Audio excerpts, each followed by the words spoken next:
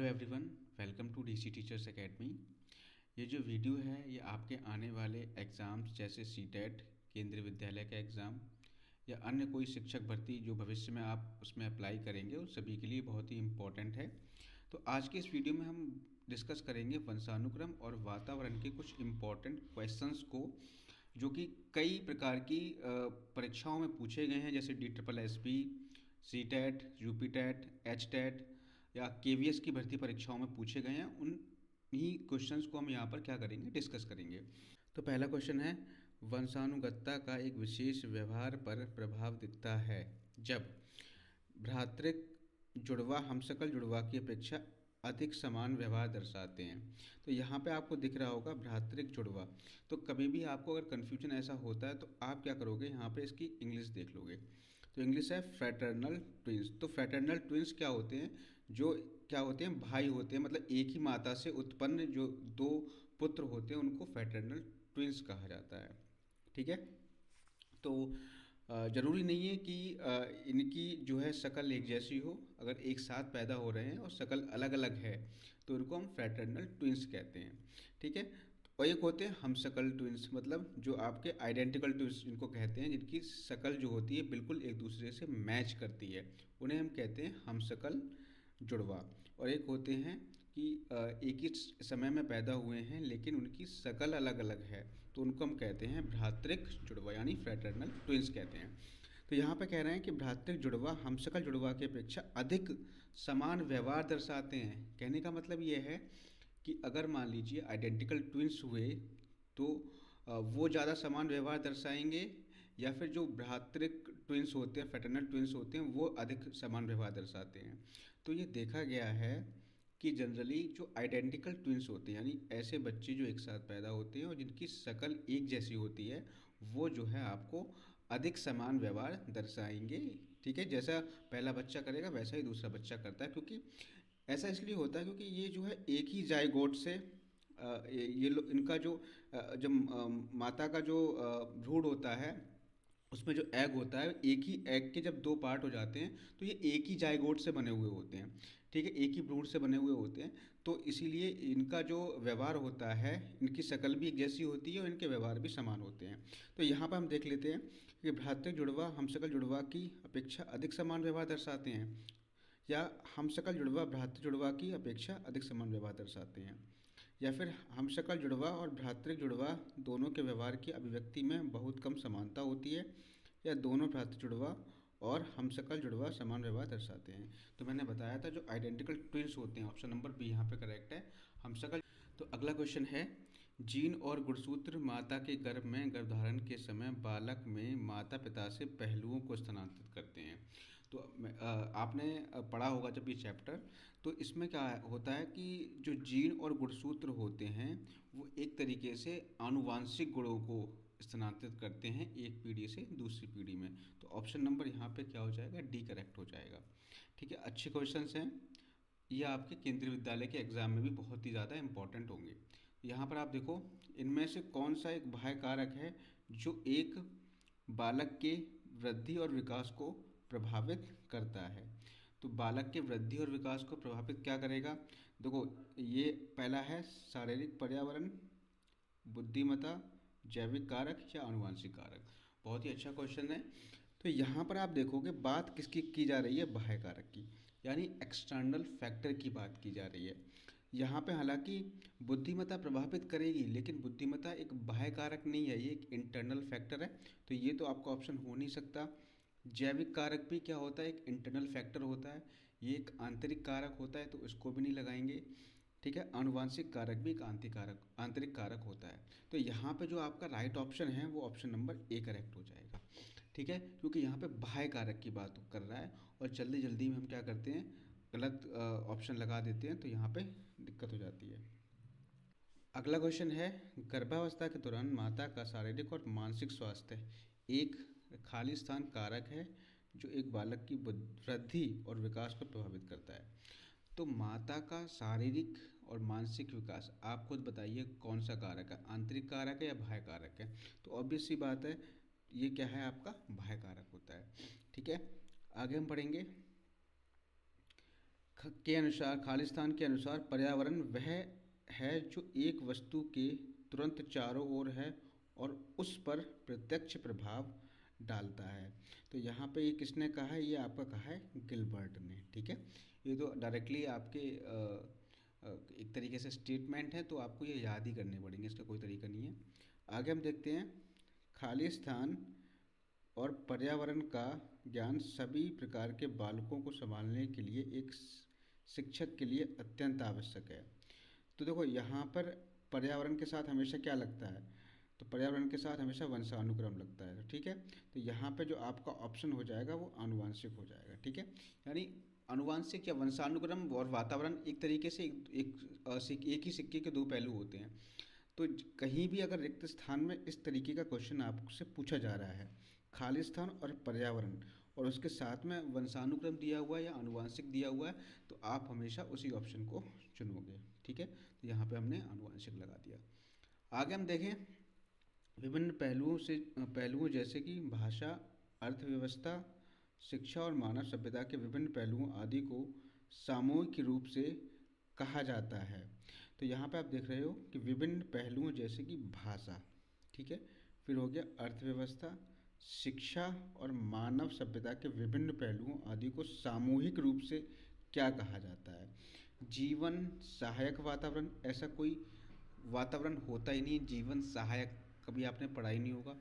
सामाजिक वातावरण, सामाजिक वातावरण या फिर जैव भौतिक वातावरण। तो यहाँ पर आप देखोगे आपका जो राइट ऑप्शन है ये बायोफिजिकल एनवायरनमेंट होता है, जैव भौतिक वातावरण होता है। ठीक है, क्योंकि इसमें आपका भाषा आ जाएगा। ठीक है, और भाषा आपकी बायोलॉजिकल एनवायरनमेंट में आ गई, और आपकी अर्थव्यवस्था है, शिक्षा है, मानव सभ्यता है, ये आपके भौतिक वातावरण में आ गई। तो ऑप्शन नंबर यहाँ पर सी करेक्ट होगा। मानव विकास पर वंशानुक्रम प्रभावों का समर्थक कौन था? तो मानव विकास पर वंशानुक्रम प्रभावों का जो समर्थक थे वो आपके गाल्टन थे। ध्यान रखना है, जी इन स्टेटमेंट को आप चाहो तो नोट भी कर सकते हो, जिससे कि आप एग्जाम टाइम में एक साथ रिवाइज कर सको। उस सिद्धांतकार का नाम बताइए जिन्होंने कहा कि मानव विकास को आनुवांशिकी प्रभावित करती है। तो ये भी आपके कौन है? गाल्टन है। ठीक है, आगे हम बढ़ें तो अगला क्वेश्चन है, निम्नलिखित में से कौन सा कथन माँ के गर्भ के बच्चे के पर्यावरण से जुड़ा हुआ है? तो यहाँ पे आप देखोगे माँ के गर्भ के भीतर भ्रूण को प्राप्त पोषण की गुणवत्ता और मात्रा, गर्भ में बच्चे को कोई क्षति या दुर्घटना, या एकल बच्चा या कई बच्चे गर्भ में पाले जा रहे हों। तो यहाँ पर आप देखोगे ये कह रहा है कि माँ के गर्भ में बच्चे के पर्यावरण से जुड़ा हुआ है। तो माँ के गर्भ में जो बच्चा है उसके पर्यावरण से क्या जुड़ा हुआ होगा? माँ के गर्भ के भीतर भ्रूण को प्राप्त पोषण की गुणवत्ता और मात्रा, ये भी तो जुड़ी हुई होगी, क्योंकि बच्चे का जो विकास है वो माँ के भ्रूण से शुरू हो जाता है, और माँ जिस प्रकार से भोजन लेती है या उसके पोषण की जो गुणवत्ता होती है वो बच्चे के विकास पर प्रभाव डालती है। तो ये ऑप्शन, ये वाला स्टेटमेंट सही है। गर्भ में बच्चे को कोई क्षति दुर्घटना, ये भी बच्चे के पर्यावरण से, माँ के गर्भ में बच्चे के पर्यावरण से जुड़ा हुआ है। एकल बच्चा या कई बच्चे गर्भ में पाले जा रहे हों, अगर दो बच्चे पाले जा रहे हैं गर्भ, एक ही गर्भ में, तो उनका विकास उतना उचित रूप से नहीं हो पाता जितना कि एक सिंगल बच्चे का होता है। तो यहाँ पर ये क्या हो गया, तीनों स्टेटमेंट सही हो गए, तो ऑप्शन नंबर ए यहाँ पर करेक्ट हो जाएगा। आगे हम बढ़ें, निम्नलिखित में से किस को उस प्रक्रिया के रूप में परिभाषित किया जा सकता है जिसके माध्यम से कोशिकाएं माता पिता से उनके बच्चों तक शारीरिक और मानसिक लक्षणों को ले जाती हैं?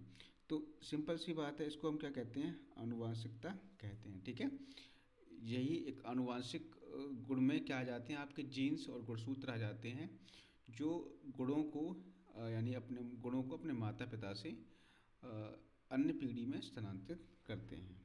आगे हम बढ़ें, निम्नलिखित में से कौन सा कथन बाल विकास में पर्यावरण के महत्व के बारे में सही है? बच्चे के आसपास का वातावरण प्राथमिक संदर्भ है जिससे बच्चा संबंध स्थापित करता है। बच्चे के आसपास के वातावरण के साथ परस्पर क्रिया के माध्यम से महत्वपूर्ण अधिगम होता है, या पर्यावरण बच्चों के जीवन में छोटी भूमिका निभाता है। तो देखो ये तो ऑप्शन हटा ही दो कि पर्यावरण बच्चों के जीवन में छोटी भूमिका निभाता है, ये तो ऑप्शन हो ही नहीं सकता। बात करते हैं कि एक बार क्वेश्चन को अब दोबारा पढ़ेंगे। बाल विकास में पर्यावरण के महत्व, यानी बाल विकास में पर्यावरण का क्या महत्व है। तो बच्चे के आसपास का वातावरण प्राथमिक संदर्भ है जिससे बच्चा संबंध स्थापित करता है, बिल्कुल सही है। ठीक है, बच्चे के आसपास के वातावरण के साथ परस्पर क्रिया के माध्यम से महत्वपूर्ण अधिगम होता है, बिल्कुल सही है। यहाँ पे ऑप्शन नंबर ए करेक्ट हो जाएगा। ठीक है, बोथ, सॉरी यहाँ पे ऑप्शन नंबर बी करेक्ट हो जाएगा, बोथ 1 और 2। ठीक है, बोथ 1 और 2, यहाँ ऑप्शन नंबर बी करेक्ट होगा। अगला क्वेश्चन है, आनुवांशिकता को सामाजिक संरचना माना जाता है। तो आनुवांशिकता जो होती है वो स्थिर सामाजिक संरचना होती है, और जो वातावरण होता है वो गत्यात्मक होता है, ध्यान रखना है ये। आगे हम बढ़े, मानव व्यक्तित्व परिणाम है। तो मानव व्यक्तित्व जो परिणाम होता है वो आनुवांशिकता और वातावरण की अंतःक्रिया का होता है, क्योंकि आनुवंशिकता के साथ साथ वातावरण भी व्यक्ति के व्यक्तित्व पर क्या करता है, प्रभाव डालता है। आगे हम बढ़ें, तो निम्नलिखित में से के अतिरिक्त सभी वातावरणीय कारक विकास को आकार देते हैं। तो इसमें आप देख सकते हो, पहला दे रखा है शिक्षा की गुणवत्ता, शारीरिक गठन, पौष्टिकता की गुणवत्ता और संस्कृति। तो ये कह रहा है कि इसके अलावा वातावरणीय कारक विकास को आकार देते हैं। तो ऑब्वियस सी बात है कि शिक्षा विकास को प्रभावित करती है। शारीरिक गठन से कोई मतलब नहीं होता, शारीरिक गठन का मतलब वृद्धि होती है। तो ज़रूरी नहीं है कि शारीरिक गठन क्या करे, आपके विकास को प्रभावित करे, लेकिन हाँ संस्कृति और पौष्टिकता की गुणवत्ता, यानी जो आप चीज़ खाना खा रहे हो वो आपके विकास को प्रभावित कर सकता है। ठीक है, निम्नलिखित में से कौन सा मुख्य रूप से आनुवंशिकता संबंधी कारक है। समकक्ष व्यक्तियों के समूह के प्रति अभिवृत्ति, चिंतन पैटर्न, आँखों का रंग और सामाजिक गतिविधियों में भागीदारता। तो आनुवांशिकता संबंधी कह रहा है, और आपको पता है जो आनुवांशिकता संबंधी होता है वो आपके बॉडी से रिलेटेड होगा, यानी आँखों का रंग जो है वो आपका आनुवांशिकता संबंधी कारक है। व्यक्तित्व विकास में एक महत्वपूर्ण भूमिका का निर्वाह करता है।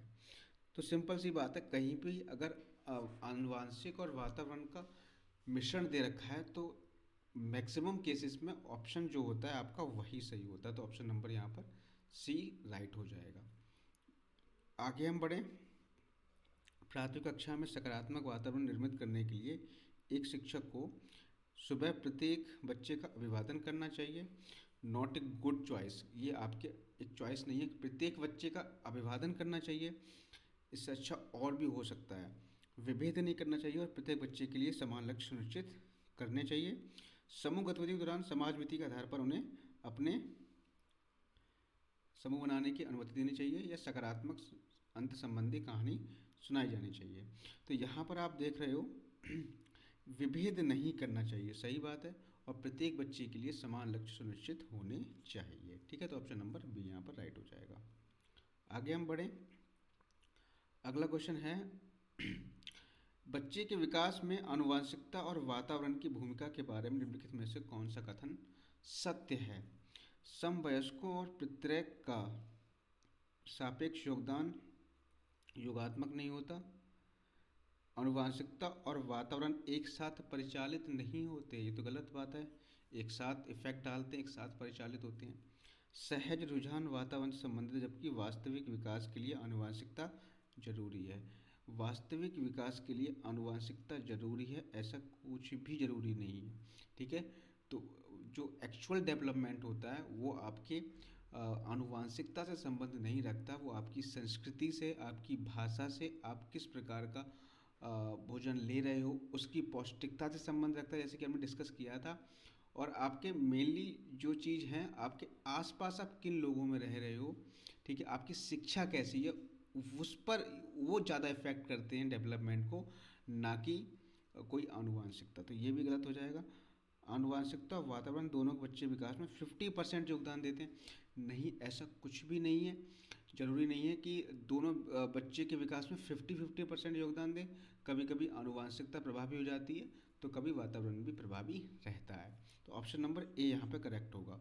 समवयस्कों प्रत्येक का सापेक्ष योगदान योगात्मक नहीं होता, मतलब the relative contribution of peers, यानी जो साथ के बच्चे होते हैं, and the genes are not additive, मतलब ये हुआ कि इनका जो समवयस्कों और पितृ का सापेक्ष योगदान होता है वो योगात्मक नहीं होता।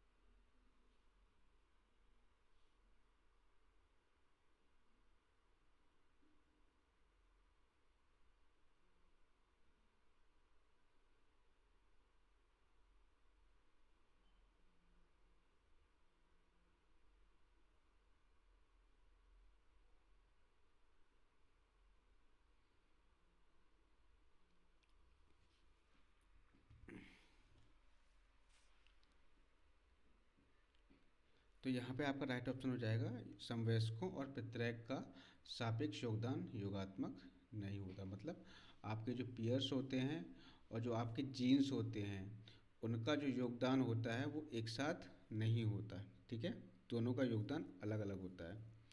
आगे हम देखें, अगला क्वेश्चन है, निम्नलिखित में से कौन सा कथन बच्चे के विकास में परिवेश की भूमिका का समर्थन करता है। तो यहाँ पर आप देखोगे बच्चे के विकास में परिवेश की भूमिका का समर्थन कौन सा कथन कर रहा है। कुछ शिक्षार्थी सूचनाओं का जल्दी प्रक्रमण करते हैं जबकि उसी कक्षा के अन्य विद्यार्थी ऐसा नहीं कर सकते। तो एक तो ये निगेटिव सेंस वाली बात हो गई, तो ये तो हो ही नहीं सकता। पिछली कुछ दशाब्दियों में बुद्धि लब्धांक परीक्षा में शिक्षार्थियों के औसत प्रदर्शन में लगातार वृद्धि हुई है। एक समान जुड़वा बच्चे जिनका लालन पालन भिन्न घरों में हुआ है उनकी बुद्धि लब्धि 0.75 के समान उच्च है। तो ऐसा कोई ज़रूरी नहीं है। ठीक है, शारीरिक रूप से स्वस्थ बच्चे अक्सर नैतिक रूप से अच्छे पाए जाते हैं, ऐसा ज़रूरी नहीं है। ऐसा नहीं है कि कोई बच्चा अगर शारीरिक रूप से स्वस्थ है तो वो नैतिक रूप से भी अच्छा हो, तो ये भी सही नहीं है। तो ऑप्शन नंबर बी यहाँ पर करेक्ट हो जाएगा। ठीक है, आगे बढ़ते हैं। निम्नलिखित में से कौन सा कथन सत्य है। आनुवांशिक बनावट व्यक्ति की परिवेश की गुणवत्ता के प्रति प्रत्युत्तरात्मकता को प्रभावित करती है। अब यहाँ पर आप इंग्लिश भी पढ़ सकते हो, genetic makeup impacts responsiveness of an individual to qualities of the environment. कहने का मतलब ये है, जो आनुवांशिकता होती है व्यक्ति की वो परिवेश की गुणवत्ता के प्रति उत्तरात्मकता को प्रभावित करती है, मतलब रेस्पॉन्सिवनेस को प्रभावित करती है। तो ये आपका ऑप्शन सही हो सकता है। गोद लिए हुए बच्चों का बुद्धि लब्धांक होता है जो गोद लिए गए बच्चे उनके सहोदर भाई बहनों का होता है। ये बिल्कुल गलत है। ठीक है, प्रत्येक बच्चे का आईक्यू अलग अलग होता है। अनुभव मस्तिष्क के विकास को प्रभावित नहीं करता है, ये भी गलत है। अनुभव जो है मस्तिष्क के विकास को प्रभावित करता है। विद्यालयकरण का बुद्धि पर कोई प्रभाव नहीं पड़ता है, ये भी आपका गलत है। यानी आपके जो विद्यालयकरण मतलब है कि आपकी जो स्कूलिंग है, यानी आप एक बाह्य वातावरण में जा रहे हो तो वो आपके कह सकते हो बुद्धि पर प्रभाव डालेगा। तो यहाँ पर अब आपका ऑप्शन नंबर ए राइट होगा। ठीक है, आगे हम बढ़ें। अगला क्वेश्चन है, मानवीय विकास में आनुवांशिकता एवं परिवेश की भूमिका के संदर्भ में निम्नलिखित में से कौन सा कथन समुचित है। तो परिवेश की भूमिका लगभग स्थिर रहती है जबकि आनुवांशिकता का प्रभाव परिवर्तित होता रहता है। आनुवांशिकता कभी परिवर्तित नहीं होती। व्यवहारवाद के सिद्धांत प्रायः मानवीय विकास में प्रकृति की भूमिका पर आधारित हैं। जो व्यवहारवाद होता है वो प्रकृति की भूमिका पर नहीं, वो आपके एक्चुअल बिहेवियर पर डिपेंड होता है, ये भी गलत है। विकास के विभिन्न क्षेत्रों में आनुवांशिकता एवं परिवेश का सापेक्षिक प्रभाव परिवर्तनशील है। हाँ, विकास के विभिन्न क्षेत्रों में आनुवांशिकता और परिवेश का सापेक्षिक प्रभाव जो है हमेशा परिवर्तनशील हो सकता है, क्योंकि विकास के विभिन्न पहलू होते हैं। जैसे आपका शारीरिक विकास हो गया, ठीक है, तो शारीरिक विकास में आप देखते हो कि आनुवांशिकता ज़्यादा प्रभाव डालती है, परिवेश इतना प्रभाव नहीं डालता। ठीक है, तो ऐसे भी विभिन्न, जैसे मानसिक विकास में आपका परिवेश भी प्रभाव डालता है, आनुवांशिकता भी प्रभाव डालती है। तो कहने का मतलब ये परिवर्तनशील होता है, कभी आपका परिवेश ज़्यादा हावी हो जाता है तो कभी आपकी आनुवांशिकता हावी हो जाती है विकास के क्षेत्रों में। तो ये ऑप्शन आपका राइट होगा। भारत सरकार की विविधात्मकता क्षतिपूरकता संबंधी नीति मानवीय विकास में प्रकृति की भूमिका पर आधारित है, यह आपका गलत हो गया। ठीक है, तो जो आपकी कंपनसेटरी डिस्क्रिमिनेशन होता है वो आपकी प्रकृति पे नहीं, वो आपके व्यवहार पर की भूमिका पर आधारित होता है। ठीक, आगे बढ़ते हैं। प्रकृति पोषण विवाद निम्नलिखित में से किससे संबंधित है? तो प्रकृति किसको कहते हैं? हम आनुवांशिकता को कहते हैं, पोषण कहते हैं वातावरण को। तो ऑप्शन नंबर यहाँ पर ए करेक्ट हो जाएगा। आगे हम बढ़ें। प्रकृति पालन पोषण विवाद के संदर्भ में निम्नलिखित कथनों को में से कौन सा आपको उपयुक्त प्रतीत होता है? तो आपका क्वेश्चन है प्रकृति पालन पोषण वाद विवाद। तो यहाँ पे देखेंगे कौन सा सही प्रतीत हो रहा है। एक बच्चा एक खाली स्लेट के समान होता है जिसका चरित्र परिवेश के द्वारा किसी भी आकार में ढाला जा सकता है। तो ये प्रकृति पोषण विवाद से संबंधित नहीं लग रहा है। एक बच्चे के व्यवहार का निर्धारण करने में परिवेशी प्रभावों का बहुत कम महत्व होता है, ये भी आपका गलत है। वंशानुक्रम और परिवेश अभिन्न रूप से एक दूसरे से गुथे हुए हैं और दोनों विकास को प्रभावित करते हैं, बिल्कुल सही है। ठीक है, आप ऑप्शंस को एलिमिनेट करके भी देख सकते हो। प्रकृति पोषण विवाद में प्रकृति से क्या अभिप्राय है? तो मैंने बताया है वंशानुक्रम होता है प्रकृति का मतलब, और पोषण का मतलब वातावरण होता है। अगला क्वेश्चन है, किसी व्यक्ति को आकार देने में वातावरण के घटकों की कोई भूमिका नहीं होती क्योंकि प्रत्येक व्यक्ति की वृद्धि उसकी आनुवंशिक संरचना से निर्धारित होती है।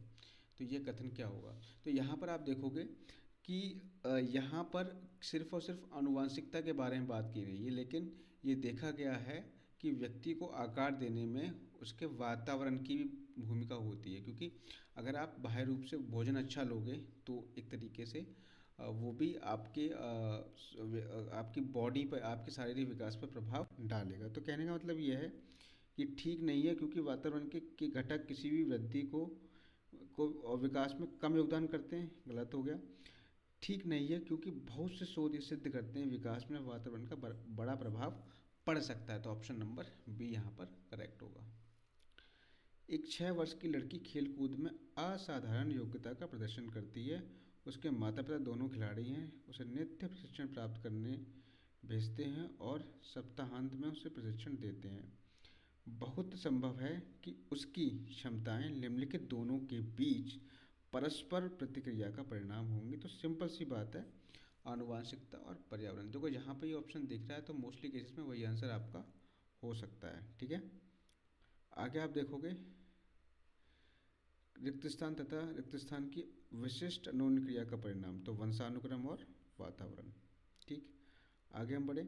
आनुवांशिक और पर्यावरण की भूमिका के बारे में निम्नलिखित में से कौन सा कथन सत्य है? तो यहाँ पर देखो कि सीखने और प्रदर्शन करने की एक बच्चे की क्षमता जीनों द्वारा पूरी तरीके से निर्धारित की जाती है। जीन मतलब वंशानुक्रम द्वारा, गलत बात है, क्योंकि वातावरण का भी इफेक्ट पड़ेगा। अच्छी देखभाल और पौष्टिक आहार बच्चे के किसी भी जन्मजात विकार को दूर कर सकता है। जन्मजात विकार को दूर नहीं कर सकता, क्योंकि जैसे कलर ब्लाइंडनेस है या हीमोफीलिया है या फिर और भी कई सारी अन्य बीमारियां होती जो जन्मजात होती हैं, वो आपकी अच्छे पौष्टिक आहार अच्छी देखभाल से दूर नहीं होती। पर्यावरण केवल बच्चे का भाषा विकास में महत्वपूर्ण भूमिका निभाता है, बिल्कुल गलत है। विकास के कुछ पहलू आनुवांशिकता और कुछ अन्य पर्यावरण से अधिक प्रभावित होते हैं, बिल्कुल सही है। विकास के जो पहलू होते हैं वो आनुवांशिकता और पर्यावरण इन दोनों से ही प्रभावित होते हैं। आगे बढ़ें। वैयक्तिक विभिन्नताओं का प्राथमिक कारण क्या है?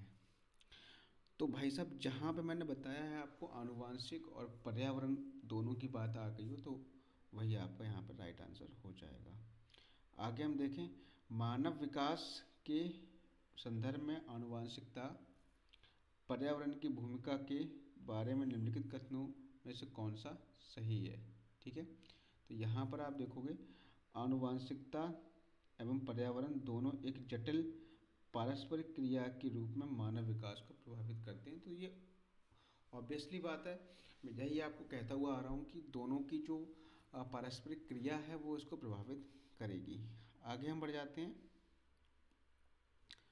आर्यव तर्क देता है कि भाषा विकास व्यक्ति की नैसर्गिक प्रवृत्ति से प्रभावित होता है।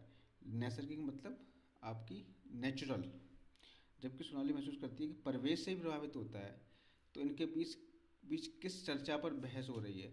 तो ऑप्शन सी यहाँ पे बिल्कुल सही है, प्रकृति तथा पालन पोषण विवाद। ठीक है, तो ये हम कई बार चर्चा कर भी चुके हैं। अब हम आ जाते हैं कुछ यूपी टेट में जो क्वेश्चंस आपके पूछे गए हैं उन पर चर्चा कर लेते हैं। सर्वाधिक उपयुक्त जीवित रहता है का सिद्धांत है, तो ये डार्विन का है कि जो आपका सर्वाइवल ऑफ द फिटेस्ट, या डार्विन ने दिया था। आगे हम बात करें, निम्नलिखित में से कौन सा कथन सही नहीं है? वंशानुक्रम माता पिता से संतान के गुणों का संचरण है, ये तो आपका सही है। विकास प्राणी और उसके पर्यावरण के अंतर्गत परिणाम है, बिल्कुल सही है। वंशानुक्रम व्यक्ति की जन्मजात विशेषताओं का शोधन है, ये आपका गलत हो जाएगा। ठीक है, ये आपका शोधन नहीं है। ठीक, आगे हम बढ़ते हैं। मनुष्य की बुद्धि आगे की पीढ़ियों में संक्रमित होती है का कार्य इस जन्मजात योग्यता के विकास के लिए उपयुक्त परिस्थितियों का निर्माण करना है। तो मनुष्य की बुद्धि आगे की पीढ़ियों से संक्रमित, आगे की पीढ़ियों में संक्रमित होती है, लेकिन वातावरण का जो कार्य होता है इस जन्मजात योग्यता के विकास के लिए उपयुक्त परिस्थितियों का निर्माण करना होता है। आगे हम बढ़ें। वह व्यवस्था जो कि माता के 21वें गुणसूत्र जोड़े के अलग ना हो पाने के कारण होती है, तो इसको हम क्या कहते हैं? डाउन सिंड्रोम कहते हैं। ठीक है, इसमें क्या होता है, माता पिता के जो 21वां गुणसूत्र का जोड़ा होता है वो अलग नहीं हो पाता है। ठीक है, निम्नलिखित में से कौन सा एक सही क्रम है? तो सही क्रम सबसे पहले क्या होता है, अंडाणु और शुक्राणु क्रिया करते हैं, फिर उससे क्या बनता है, युग्मनज बनता है, फिर उसके बाद में क्या आता है, ब्लास्टोसिस्ट बनता है। तो ऑप्शन नंबर यहाँ पे डी करेक्ट होगा। निम्नलिखित में से किसको मुख्य अधिकारी ग्रंथि कहते हैं? तो पीयूष ग्रंथि को जो है आपका आपको मास्टर ग्लाइंड कहते हैं। और जन्मजात व्यक्तिक गुणों का योगफल क्या है?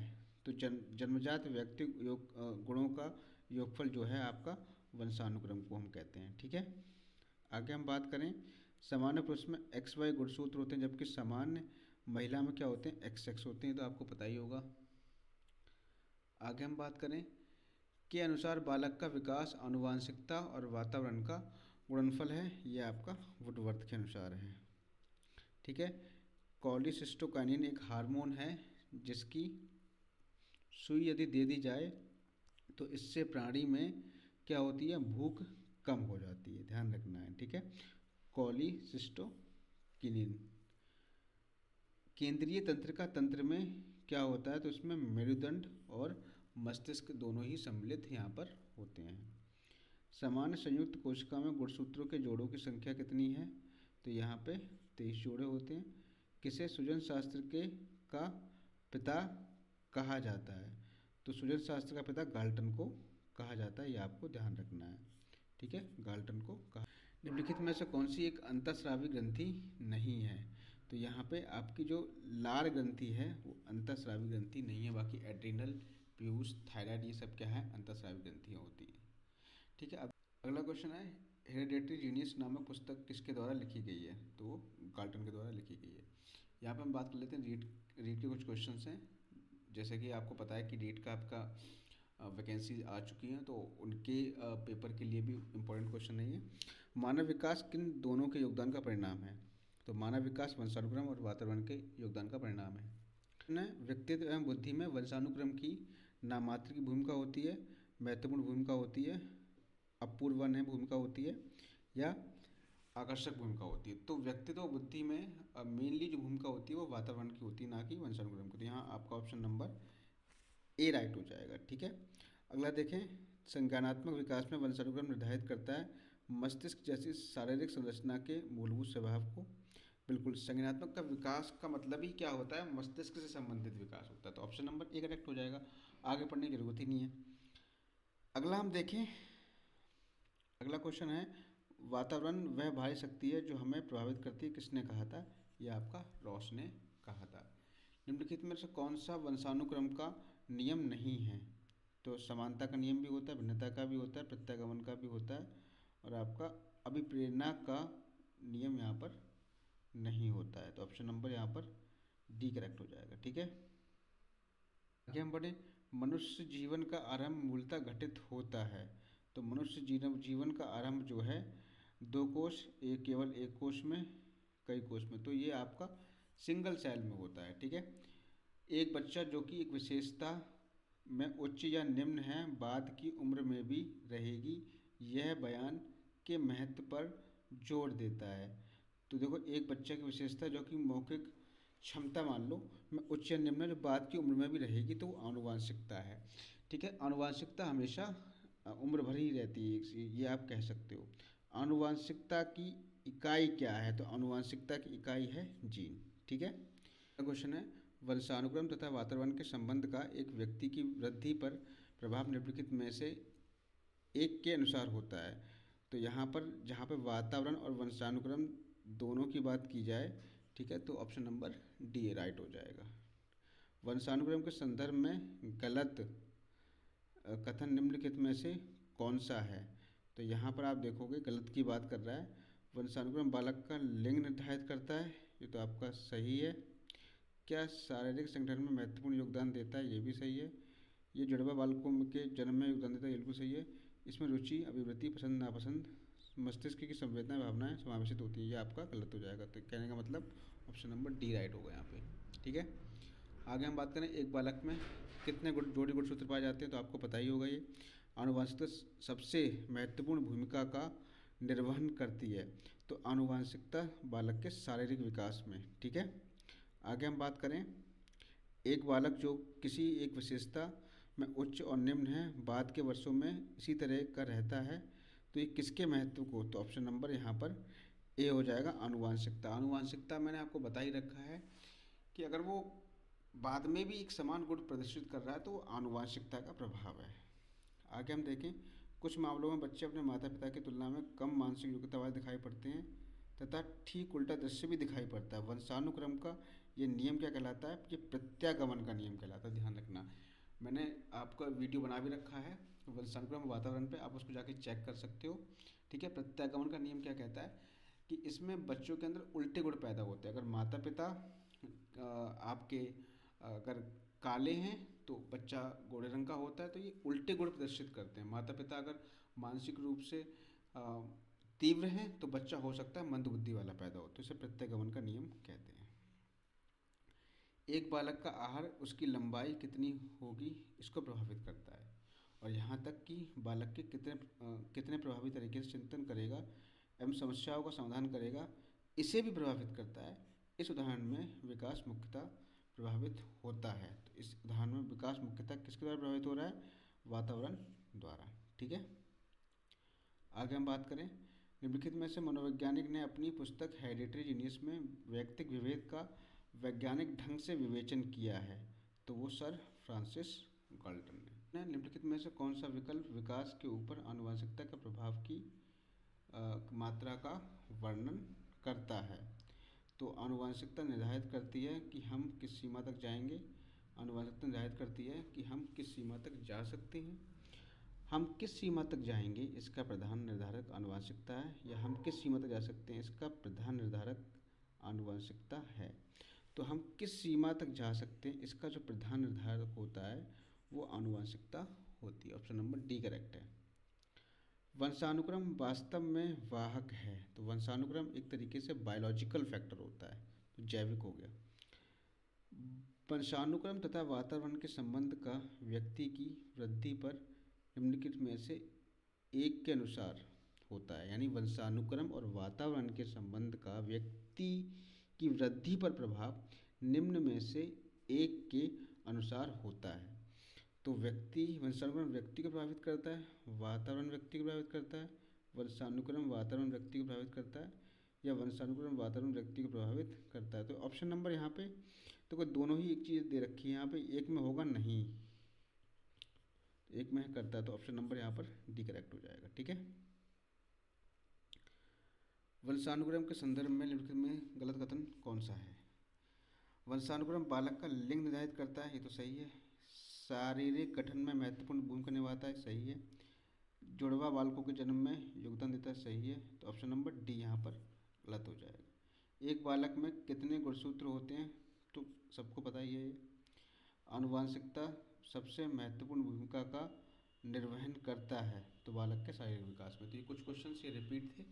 तो यहाँ पर आपका जो चैप्टर है वंशानुक्रम और वातावरण, ये पूरा फिनिश हो चुका है। और मैं ये समझता हूँ अगर आपने इन क्वेश्चंस को कर लिया तो इस टॉपिक से कोई भी ऐसा क्वेश्चन नहीं है जो आप ना कर पाओ, ठीक है। तो आज की वीडियो में सिर्फ इतना ही रखते हैं। अगला जो टॉपिक हमारा होगा वो हमारा होगा वृद्धि और विकास, वो हम नेक्स्ट वीडियो में डिस्कस करेंगे, ठीक है। ऐसे ही सारे मैं टॉपिक वाइज वीडियो आपको बनाता रहूँगा। वीडियो अच्छे लग रहे हैं तो चैनल को लाइक शेयर सब्सक्राइब जरूर करिएगा। मिलते हैं नेक्स्ट वीडियो में। Thank you, have a nice day.